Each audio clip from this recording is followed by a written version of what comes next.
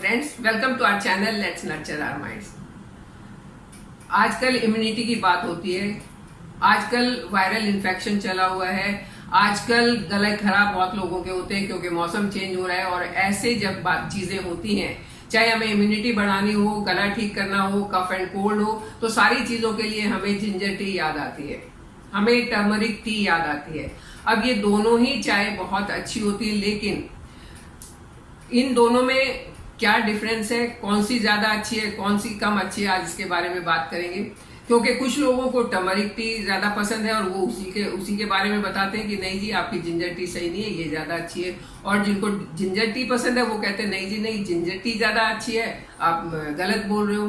तो आज इसी चीज को क्लियर करती हूँ कि कौन सी ज्यादा अच्छी है और क्यों ज्यादा अच्छी है।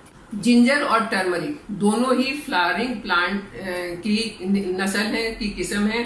दोनों ही फ्लावरिंग प्लांट में लगते हैं, दोनों ही रूट हैं उसके, और दोनों की अपनी अपनी अलग अलग प्रॉपर्टीज हैं, दोनों के अपने अलग अलग गुण हैं। दोनों की मेडिसिनल प्रॉपर्टीज बहुत ज्यादा है। आयुर्वेद के हिसाब से दोनों ही बहुत इंपॉर्टेंट है, बहुत ही ज्यादा हेल्दी चीज मसाला है, ये किस्म से बहुत ही ज्यादा हेल्दी है। और इसको सिर्फ आयुर्वेद नहीं, मॉडर्न साइंस भी इस चीज को मानता है कि इनमें जो एलिमेंट्स मिलते हैं, जो कंपाउंड्स मिलते हैं, वो हमारी हेल्थ के लिए बहुत अच्छे हैं।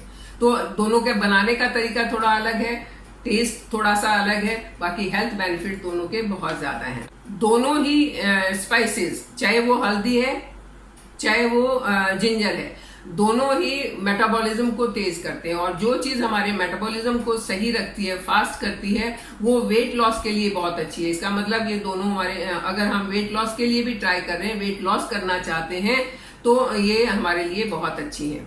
इसके साथ अगर किसी को कफ है, कोल्ड है, तो इन दोनों चाय को अगर पिया जाए तो ये फायदा करेंगी। अब बात आती है कि इन दोनों में से अच्छी, अगर हमें दोनों में से एक को चुनना है तो कौन सी चुनी जाए। दोनों की मेडिकल प्रॉपर्टी काफी अच्छी है, दोनों में मेडिसिनल प्रॉपर्टीज हैं। फिर दोनों में से अगर एक चुनना है तो हम कौन सा चुने। पहले चलिए बात करते हैं इनके न्यूट्रिएंट्स की, दोनों में कौन कौन से न्यूट्रिएंट्स होते हैं। अगर मैं टर्मरिक की बात करूं तो ये एक इंडियन कुजीन में एक आम मसाला है जो हमारे खाने को, हमारी सब्जी को एक प्लेजेंट सा कलर देता है, जो एक सुंदर सा उसको कलर देता है। ये मोस्टली पाउडर्ड फॉर्म में यूज होता है, इसका पाउडर बनता है और उस पाउडर को हम अपने खाने में यूज करते हैं। इसके अंदर पाया जाने वाला क्यूरिक्यूमिन एक कंपाउंड है जो जिसके अंदर बहुत सारे हेल्थ बेनिफिट्स हैं। इसमें एंटी इन्फ्लेमेटरी, एंटीऑक्सीडेंट प्रॉपर्टीज होती हैं। ये एंटी इन्फेक्शियस भी होता है, अगर किसी को किसी चीज से इन्फेक्शन है तो हल्दी का यूज करने से वो ठीक हो सकता है।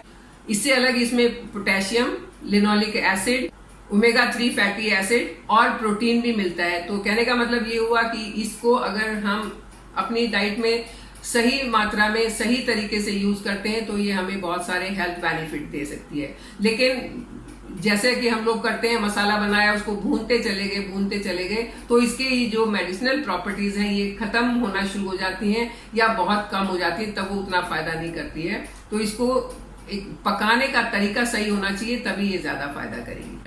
दूसरी तरफ जिंजर भी एक रूट से ही मिलता है, फ्लावरिंग प्लांट के रूट से मिलता है। उसको हम दोनों तरीके से यूज कर सकते हैं। जिंजर एज अ होल भी यूज कर सकते हैं, जिंजर एज अ पाउडर भी यूज कर सकते हैं। तो मतलब वो कच्ची भी यूज होती है और उसके सूखने के बाद उसका पाउडर भी यूज होता है। कफ एंड कोल्ड में एक आम चीज है कि हम जिंजर टी पीते हैं और उससे हमें फायदा ही होता है। ये एंटीऑक्सीडेंट होती है, मेटाबॉलिज्म को फास्ट करती है, डाइजेशन को मजबूत करती है। अगर रेगुलरली जिंजर टी पी जाती है या जिंजर को अपनी डाइट में शामिल करते हैं तो गैस्ट्रिक प्रॉब्लम नहीं होता है, ब्लॉटिंग का प्रॉब्लम नहीं होता है, एक जो खट्टी डकारें आना या एसिडिटी होना वो होता है वो भी नहीं होता है। तो जिंजर से डाइजेस्टिव सिस्टम मजबूत होने के कारण ये सारी प्रॉब्लम्स नहीं होती। जिंजर भी यानी कि अदरक भी वेट लॉस में बहुत मदद करती है। इसमें दो ऐसे एलिमेंट होते हैं जो वेट लॉस के प्रोसेस को तेज करते हैं, फैट बर्निंग की प्रोसेस को तेज करते हैं। मैंने बेली फैट बर्निंग का जो एक टी बनाई थी, जो एक ड्रिंक बनाया था, उसमें भी मैंने जिंजर को यूज किया था, क्योंकि अंदर जाने के बाद, पीने के बाद ये कई सारी बायोलॉजिकल प्रोसेसेस को तेज करती है, डाइजेशन को सही करती है और मेटाबॉलिज्म को बढ़ाती है। तो इन चीजों के कारण हमारे अंदर फैट जमा नहीं होता है, यानी कि मोटापा नहीं बढ़ता है, ओबेसिटी नहीं आती। एंटीऑक्सीडेंट होने के कारण ये फ्री रेडिकल्स को भी रोकती है। तो फ्री रेडिकल्स से होने वाला जो अगर नुकसान है बॉडी को, क्योंकि आजकल हमारा डाइट या हमारा लाइफस्टाइल ऐसा हो गया है कि चाहे अनचाहे बहुत सारे फ्री रेडिकल्स हमारी बॉडी में एंटर कर जाते हैं और उनको बाहर निकालना बहुत जरूरी होता है। ऐसे में अगर जिंजर का यूज किया जाता है तो ये फ्री रेडिकल्स से फाइट करके उनको डाइजेशन को सही करके उनको बाहर निकालने में बहुत मदद करती है। और जब डाइजेशन सही होता है तो वेट अपने आप लूज होना शुरू हो जाता है, हेल्दी वेट मेंटेन होता है। वेट लूज होने का ये मतलब नहीं है कि आपने अगर लगातार पिया तो आप बिल्कुल कमजोर होते जाएंगे, ऐसा नहीं होगा। जो एक्सेस फैट है वो बर्न होगा और आप एक हेल्दी वेट मेंटेन कर पाएंगे। ये एक बॉडी में फुलनेस की फीलिंग देती है।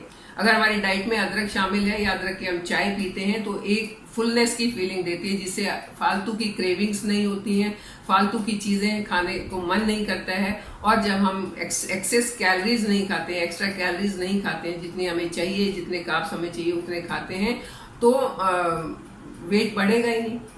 और अगर गलती से बढ़ गया है तो ये पीने से और ये खाने से वो लूज हो जाएगा। तो इसके बहुत फायदे हैं। अब जिंजर टी बनाई कैसे जाए, टर्मरिक टी बनाई कैसे जाए, बहुत आसान है।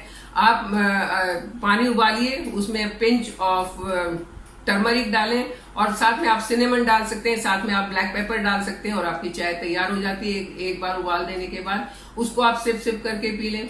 इसी तरीके से जिंजर की, अगर आपको जिंजर टी सिर्फ फ्लेवर के लिए लेनी है, सिर्फ आपको चाहिए कि उसकी खुशबू आपको आए, आपको कोई ऐसी डाइजेशन का प्रॉब्लम नहीं है, कफ एंड कोल्ड नहीं है, तब आप पहले पानी को अच्छे से बॉईल कर लें, उसमें चीनी पत्ती डाल दें और इसके बाद में लास्ट में आप जिंजर का पेस्ट डालें, चाहे उसको कूट के डालें चाहे उसको ग्रेट करके डालें।